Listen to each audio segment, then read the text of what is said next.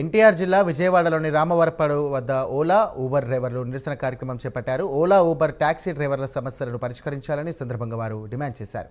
ఇక గుంటూరు విజయవాడలో హెల్ప్ డెస్క్లు ఏర్పాటు చేయాలని డ్రైవర్లు డిమాండ్ చేశారు.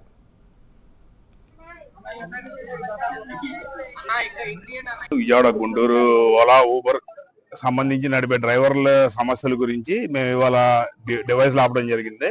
డివైస్ ఆపడం అంటే డ్యూటీలు ఆపేస్తున్నాం అండి. వాళ్ళ నుంచి మాకున్న సమస్యలు ఏంటంటేనండి, 10 సంవత్సరాల క్రితం మా ఓలా కానీ ఊబర్ కానీ జాయిన్ అవ్వండి, మీరు డబ్బులు సంపాదించుకోండి అనే కంపెనీలు ఇవాళ మేము రీఛార్జ్ చేసే కానీ వాళ్ళు మాకు డివైస్ కూడా ఆన్ చేసే పరిస్థితి లేకుండా పోయిందండి. మెయిన్ సమస్య అది. మేమందరం గుంటూరు విజయవాడ నగరంలో ఓలా ఊబర్ టాక్సీ డ్రైవర్లు అండి. గత 10 ఏళ్ళగా వీటిలో ఎంతో సమస్యలతో సతమతం అయిపోతున్నాము. ఈ రోజున అందరం ఐక్యమంతో ఈ రోజు నుంచి ఈ ఓలా ఊబర్ టాక్సీ డ్రైవర్లు అందరం కలిసి ఈ 2 కంపెనీలని బాయ్కౌట్ చేస్తున్నాము. ఈ రోజు నుంచి ఈ మహానగరంలో ఏ ఒక్క టాక్సీ కూడా ఆన్ డ్యూటీలో ఉండదు.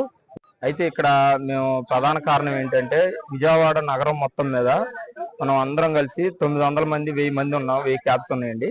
ఈ 1000 క్యాబ్స్ మంది ఈ రోజు మేము ధర్నాకి వచ్చామన్నమాట. ఇక్కడ ధర్నా చేస్తున్నాము.